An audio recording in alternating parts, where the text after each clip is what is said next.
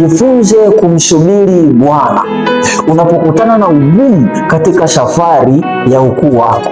Ukisoma kwenye ile Zaburi ya 40 ule mstari wa kwanza mpaka mstari wa 4, kuna maneno haya utakutana nayo. Daudi anasema ya kwamba nalimngoja Bwana kwa saburi, akaniinamia, akakisikia kilio changu. Usifanye haraka kumkasirikia Mungu, wala usifanye haraka kujikatia tamaa, ama usifanye haraka kubadilisha kusudi Mungu aliyoweka ndani yako, ama usifanye haraka kujitazama tofauti na ile picha ambayo Roho Mtakatifu aliweka ndani yako.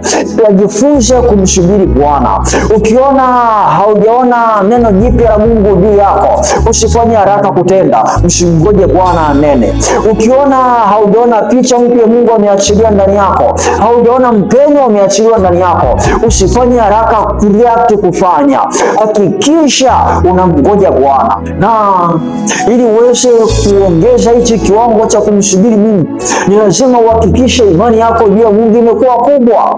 Kwa kama kuna maeneo yalikuwa yamejaa mashaka, hakikisha mashaka imeondoka na unamtazama Mungu kwa uaminifu kubwa ndani yako. Itakusaidia kuhakikisha umefika kwenye ukuu wako sawa sawa.